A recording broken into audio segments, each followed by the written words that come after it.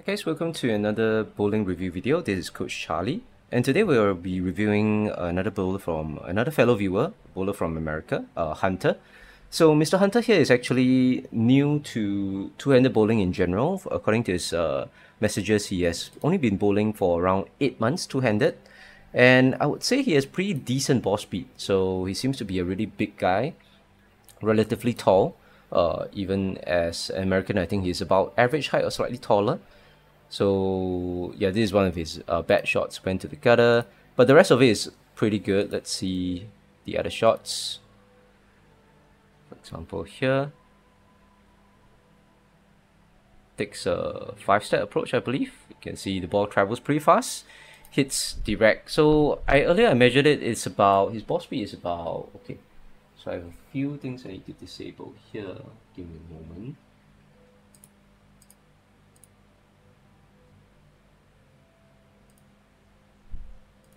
Okay, his ball speed. So let me just adjust this.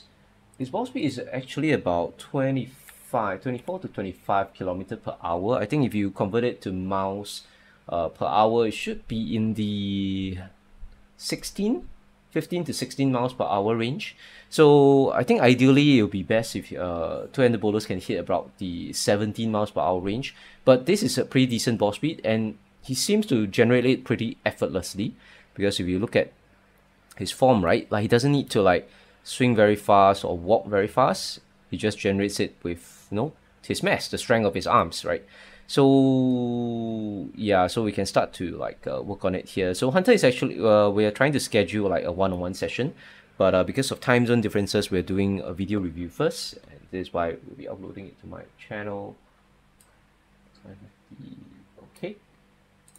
Okay, and that's it. So his ball speed about 25 kilometers per hour. He's doing 1, 2, 3, 4, 5. He mentioned that he has tried taking my advice for delaying the placement of the ball, which is good. So let's see. He is moving the ball. Yep, end of the second step. So he has delayed it. So beginning of his third step, right? So he has delayed it a little bit. So when you delay, how we check like the placement timing is a little bit delayed is that in between two steps, right? This is the third step. So let me bring out my Epic pen. Oh, I think we can see it better from maybe the side view. Okay, so this is side view. He's using the Motive Venom Shock. He's a motive lover, which is fine. I support any balls as long as it helps you to strike. So you can see this is a better representation of delayed timing. Is that if your ball, right, where is my Epic pen? So your location of your ball is here, and the gap between the bowler is taking his third step. So if the ball is before your left thigh for a right-handed bowler in the third step, that means you have delayed timing during that means at the start of the swing, which is good, which is actually what we want, because we want delayed timing at the start of the swing and delayed timing at the end of the release.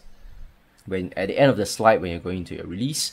So if your ball is right here, sorry, maybe do it a little bit. Maybe let's not say blue lah. It's like, okay, let's put it blue. If your ball is right here during when you're going in between your third step, so you have what we call conventional or traditional timing in the middle of the swing. So a lot of bowlers have that, and I think in America, especially for one-handed bowlers, they actually prefer for their bowlers to go early.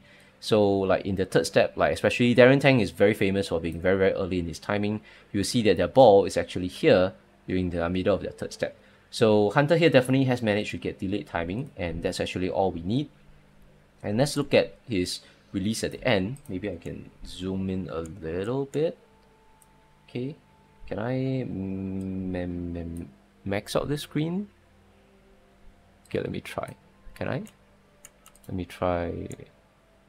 Can I put this bigger? No, because I can't change the aspect ratio. That's unfortunate. So I can't change the aspect ratio, but okay. So let's see during the end here. Slides comes to a stop right here. Actually, he still has a little bit of conventional timing it on release is because at the moment his slide stops, which is around the dots here. As you can see, his slide comes to a stop at the dot here. The ball is actually right around, it's about beside his foot, so it's about conventional timing on release, which is still not too bad. As long as it's not early timing on release, it's actually fine. So things to note is that his left hand seems to clear. Yeah, there's something to do with his weight, so his body weight transfer. So one thing to note is that you will notice that here, as we zoom in slow motion, right, Hunter has an issue with clearing his left hand here, and that's because his left thigh is actually, his left knee is actually in the way of clearing his left hand. So another bowler with similar problems, that comes from the fact that he isn't leaning his upper body forward earlier in his approach. So what I mean by that is that Hunter tends to lean to the right. As you can see here, his body is leaning towards the right. Maybe can we have a back view? Okay, like back view instead. So Hunter's body, as he swings, as he starts his swing, as his ball goes down, he's actually leaning more to the right instead of forward. So what I would like a bowler like Hunter to change is that rather than leaning to the right, he has to actually lean further forward instead. Because by leaning further forward, here, he would actually help him to clear his left hand a little bit better. Because right now, if you notice, as he goes here, as his swings goes down, right? So his upper body is still a little bit too upright. Like he's still not leaning far, his spine tilt. So when we say spine tilt, is his spine is here, the back of his spine is here, it isn't tilted forward enough. So ideally, we would like to see the spine tilt going towards about 50 to or maximum of 45 degrees when your ball is swinging down and you're going into the slide and release. So at least his spine tilt here should have been a lot more, like probably 60 or maybe 50 degrees. So he isn't tilting his spine forward enough. So the consequence of this is that as he goes into his release, you'll find that, okay, he does tilt it now, but you can see that his sliding feet go so far in front of his body that you notice that his left hand technically should have been able to clear to the right. That means his left hand should have been able to go this way to the left. Sorry, his left hand should have been able to go to the left, but he's unable to because his left thigh and his left leg is in the way. So the only way to solve this is that if he has actually more forward spine tilt, if he actually tilts his spine further forward and his left leg is like under here, then his hand would be in this position instead, right? So that he has space to clear his left hand. And that actually is the reason why he's always lofting his shots. So if you look at his back view here, there's one in the Cosmic Bowling here, you will notice that Hunter always lofts his shot. And the reason is that he's clearing his left hand a little bit late, so you can see that loft here. And we're gonna look at another back view. And there's a loft here as well. So the reason he's always lofting his shots is not because that he's tall or he doesn't get low enough. I think he gets plenty low. Let's check his knee bend. Yeah, decently low. For bigger size guys, I agree. I kind of understand that the bigger size guys cannot get too much knee bend because of their body weight. Because they have too much knee bend in their body weight, they put a lot of strain on their thigh muscles here, and then it might actually lead to like degradation of their knees and their thigh muscles a little bit too early. So I actually don't want to get too much knee bend, but because of that delayed release, right? The delayed release means that his left hand is clearing late for the fact that he can't get his left hand to go to the left because his left leg is actually in the way. His left leg is in the way right here. So the only way for him to do that is to have his spine tilt further forward so that he can get his left hand out of the way earlier. Like ideally the left hand should clear right under your head. That means when your ball, the ball downswing is going right under your head, which is, since he has a side view, right here. When your ball is right under your head, right here in this zone, your left hand should have been able to go to the left. And that means your left leg has to go out of the way, and for the left leg to go out of the way, the bowler has to tilt his spine further forward. Okay, Yep. So that's that. It's kind of like lengthy discussion about spine tilt. Not a lot of bowlers have these issues. I have another bowler I'm currently coaching. He has this issue as well. So we've been working on it, and he is actually improving it. We can see here as well, like Hunter's trailing foot, like his hips is sideways here, which is okay. But his trailing foot should actually go further back, like this. Let me see a back view of it, right? So here, his trailing foot doesn't go... Wait, can we have another side view here? Okay, it's a zoomed out shot. Okay, yep. So his back trailing foot should be going around here, right behind him, and should be able to bend around here. If in terms of the side view, this gap between his trailing foot should be lesser. Like he's right now he's having like this enormous distance, like this huge distance between his front sliding leg and his back trailing leg. Then this distance should be actually smaller. So you should reduce this distance, have the back leg come a little bit closer, and then have the back leg cross behind him. Like, can I zoom this out? No, this already zoomed out. This back view is better. Zoomed out here. So his back leg should be like this. Like crossed out here. Maybe I use blue. Back crossed. And have a little bit of a bend in his trailing leg knees. So that it come a bit closer. Because this is stretching his hips a little bit too far this way. So his hips are being stretched like facing here. Because of how far his back trailing leg is, so his hips, like the right side of his hips, is being stretched too further back. So when it's stretched too further back, he's like turning his body. So he's like turning his body this way a bit too much. So his hips are facing like lane. His hips is facing like lane 33, like 2 lanes away. So he's way too far away. So like having like 45 degrees of tilt, of like turn when your hips is okay for a two-hander, but he's like having like almost 60 to 70 degrees of turn on his hips. So that is going to decrease his accuracy and consistency, especially if Hunter wants to improve his game and he like wants to play like urethane, maybe like fast pitch black, and he wants to play like straight down lines here. Then this open hips, like the hips are way too open, is gonna like kind of like limit his ability to play like very direct straight down lines. So yeah, that is something that I would change for him as well. Other than that, I think the key change will be to have his spine tilt go a little bit earlier. So when should he tilt his spine a little bit forward earlier? Is around here. Okay, so here he actually has what we call early weight transfer forward as well. So he's actually transferring his weight a little bit. He's leaning forward a little bit too early. There are some coaches who want the bowlers to transfer a little bit earlier. Personally, I will argue against it. I would say keep your back straight on the first 2 steps and only start transferring your weight forward when you place the ball. So when you start the swing and you place the ball, which is where Hunter is moving here. So when he's placing the ball down, then he should be moving his body weight forward. So Hunter here should actually be leaning a lot more forward. You can see as he swings down, he's actually not leaning forward. So you can see his back is actually straight. Let's draw a line, right? So a line here. So ideally, as he is placing his ball, he should be leaning forward. But you can see his back is still relatively straight. So even as he swings, his back is somewhat straight.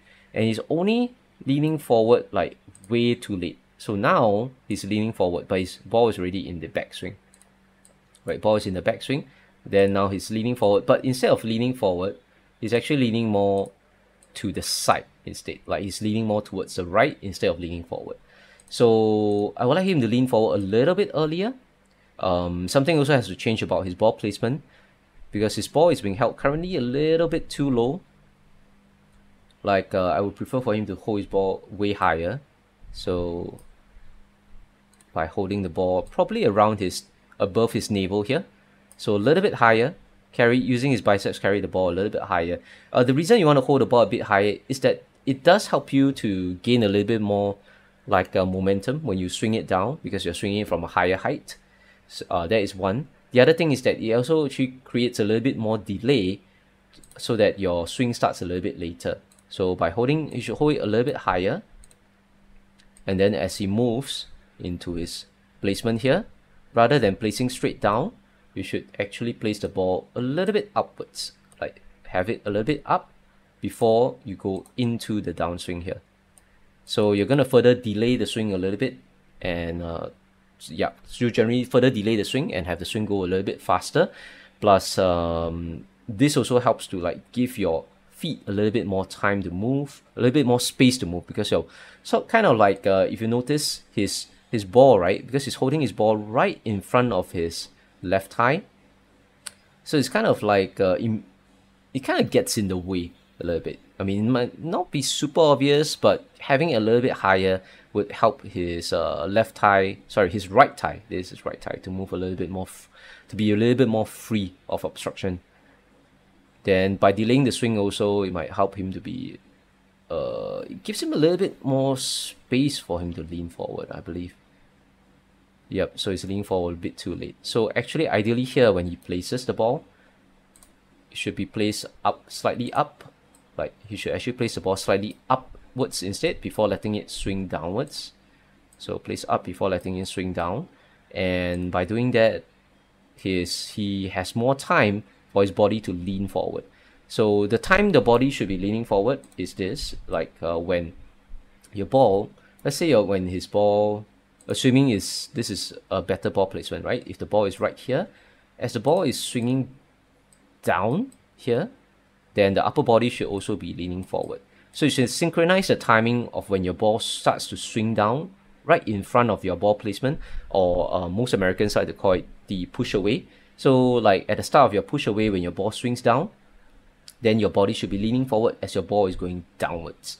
So he's just having that weight transfer, the upper body weight transfer, a bit too late. So he's transferring his weight here. So when his ball is like way at the back of his swing, then when he's swinging up, now Hunter is actually transferring his weight forward. So it's like 3/4 of a swing too late, right? He should have start transferring it at the start of the downswing. Okay, so there is that. I think he has negative axis tilt. Yeah, you can see here, he pulls his shot inwards. Okay, maybe you can see better from a back view. Right, you see? So he follows through this way. So when you follow through this way, you tend to create negative axis tilt because you're pulling the ball from the outside. So you're pulling the ball from here inwards. So your fingers are on the outside of the ball, dragging it towards the inside, and the follow through goes from right to left, which is why you're creating negative axis tilt. So if we play this, you will see that the ball spins at negative axis tilt. So let's just zoom in on the ball, right? So you can see. So you can see the ball, right, spins it, what we call negative axis tilt, whereby the ball is spinning here. So the axis, or his positive axis point, is this way, and his ball is swinging this way, right? So this is what we call negative axis tilt.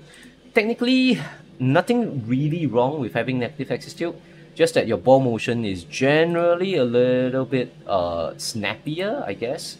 Like you can't get that big arcing ball motion like you see Belmo do on a lot of his shots instead. So your ball motion will be a little bit more limited to like straighter ball motion.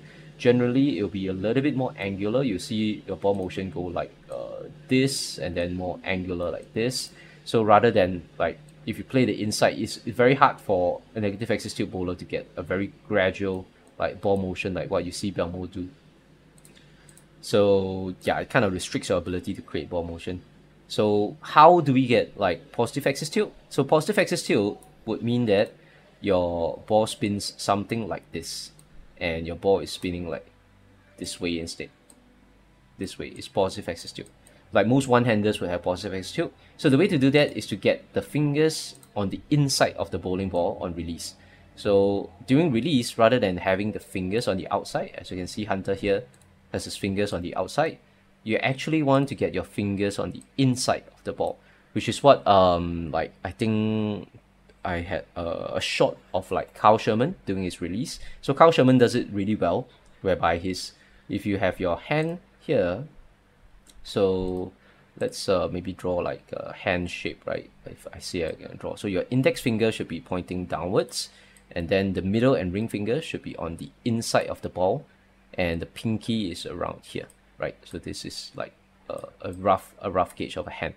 So this is where the fingers should be on the inside of the bowling ball. So how we get actually axis rotation is, you imagine as we release the shot, so we're gonna lift, right? And we're gonna go through the ball. So since your fingers are on the inside, you'll be rotating the ball this way. Maybe I can use like a red.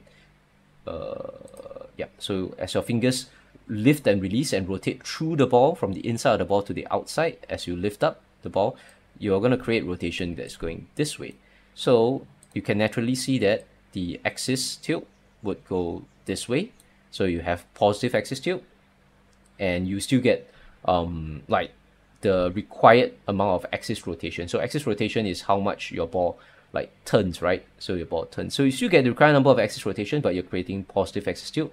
And that is how like PBA pros or like international level pros or like Belmo especially create that kind of like ball motion, when the ball will go like from here, then it just goes out and it starts to arc and goes into the pocket. Like you can play those deep lines with that like pretty arcing controllable ball motion. Obviously layout and ball speed and everything helps, but with negative axis tilt, you'll find that the bowler is going to struggle with this kind of motion. So if you have negative axis tilt and you play deep inside, you'll find that your ball tends to read a little bit more angularly. Like you will tend to like read early and then it will overhook if you're playing deep inside, or you will find that the ball might skid a little bit too long and you can't send it really far out.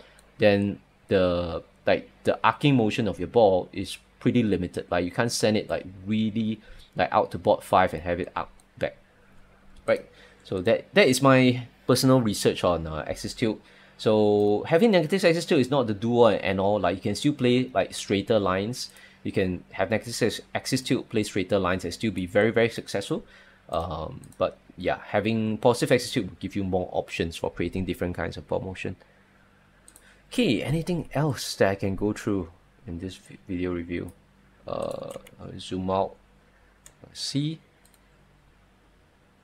Yep. So you can see here that actually Hunter initially has his you can see, yeah, he already has a little bit of spine tilt going into his first step. So we want his spine to be a little bit more upright. But another thing to note is that his shoulder actually isn't low enough at the start. His shoulder goes low during the third step. So like 1, 2, as he places his ball, you can see it tilts his shoulder low. So his shoulder goes lower here.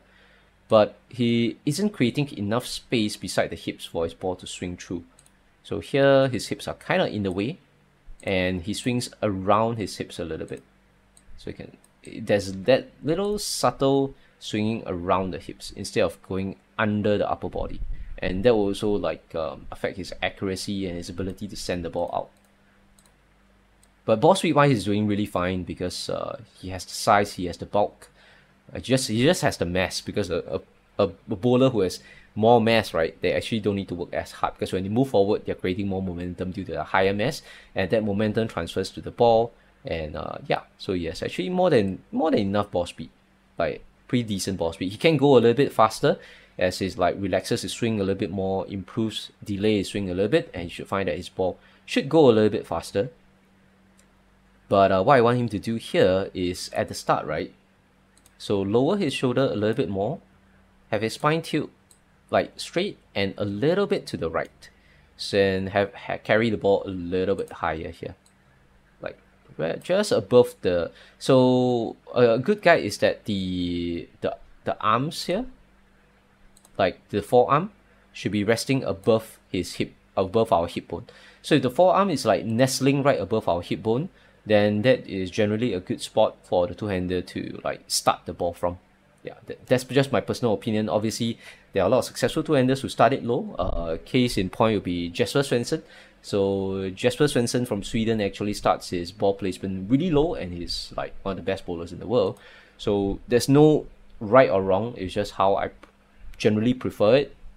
and how I've coached my bowlers as well, because I find that holding it a little bit higher delays their timing a little, delays their ball placement timing a little bit more, and then having them place a little bit upwards at the beginning of that third step also delays it a little bit more as well.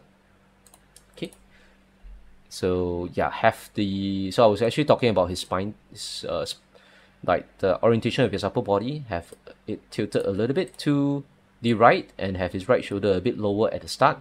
That would help to create a little bit more gap here, and this gap would actually help him to keep his swing, like the ball and swing, under his right shoulder and preferably under his upper body as he goes into the release. Because as you can see, as he goes into the third step here, he kind of has to, his right thigh, you can see here his right thigh is kind of in the way. So his right thigh is kind of in the way, he kind of has to swing around his right thigh, right? So by having the upper body tilt a little bit more to the right, the shoulders go a bit lower, it should create that gap in the right side of his body, then have his ball swing under his body a little bit better. Yep, then here as well, I mean, I would like to see his balance arm go a lot straighter. Yep, so having that straighter balance arm would help him to get balance a little bit better. Knee bend, yeah, I don't want to focus too much on knee bend for bigger guys, because it is going to be tough for them to have too much of a knee bend. I think this height is generally okay. His shoulder orientation here is pretty good. So his right shoulder is pretty low, much lower than his left shoulder. So that allows him to place his ball relatively low enough, even without much knee bend.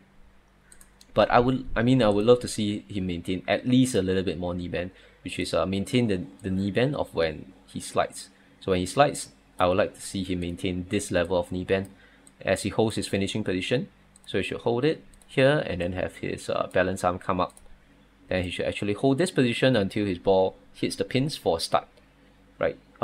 Once the bowler has practiced this about like maybe 2 months, then more or less it's muscle memory, and they'll be holding that finishing position most of the time after they release their shot. So having a very stable finishing position would help them to be a little bit more consistent, help them to make better shots. How about his arm tension? I think his arms are pretty relaxed. Yeah, actually I like the arms are pretty relaxed. He has a little bit of a push here towards the end, but that's mainly because his left hand releases a little bit late.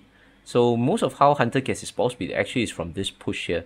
So because his left hand clears late, like how I explained it at the start of the video, that's because his left leg couldn't get out of the way due to a lack of upper body weight transfer, lack of spine tilt forward.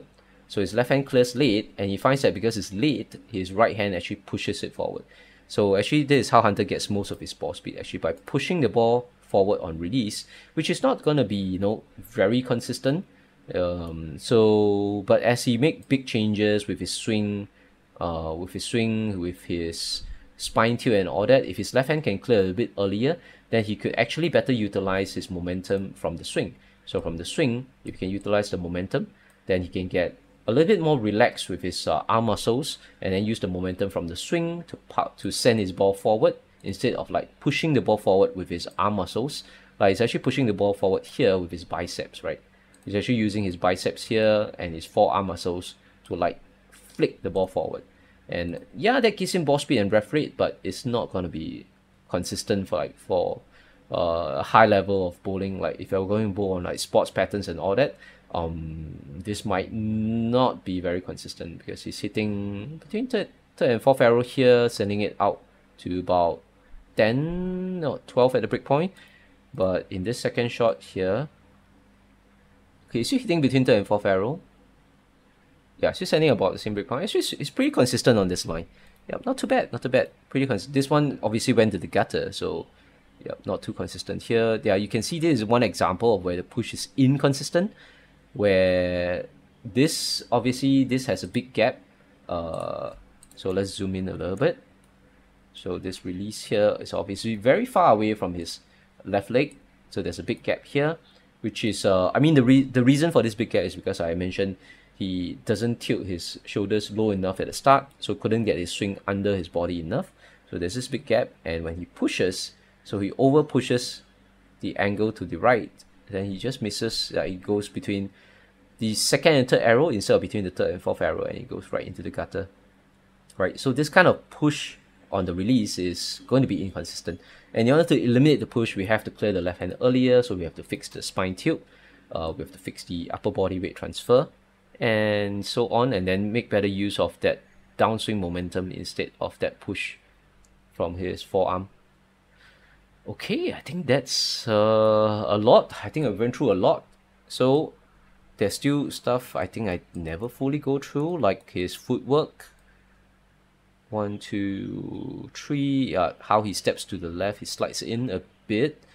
Not too bad. I mean, this is still not too bad. Like, he has a little bit of that left foot drift on the third step, which is not ideal, but it's pretty common. Like, not ideal to drift too much left here, but his drift isn't as extreme as one of my earlier reviews, which is like for Arif, our bowler from Malaysia. So he has that extreme left foot drift.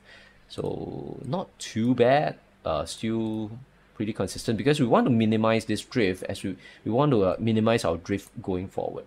So we can see how much we drift by seeing where his left foot starts at. So his left foot is starting at like, this is 20, 25, 30, I believe 1, 2, 3, 4, 5, this is 35, 36, 37. So he starts at 37.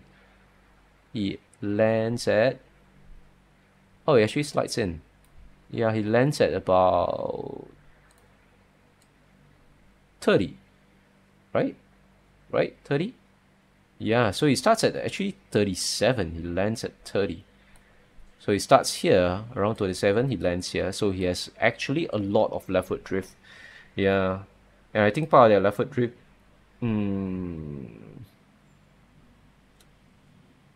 could be the fact that his upper body leans, like he actually has this big gap. Here, I mean, could be the fact that because his ball swings out a little bit too far from his body. Because when his ball swings so far away from his body, there's this weight that's pulling his body towards here.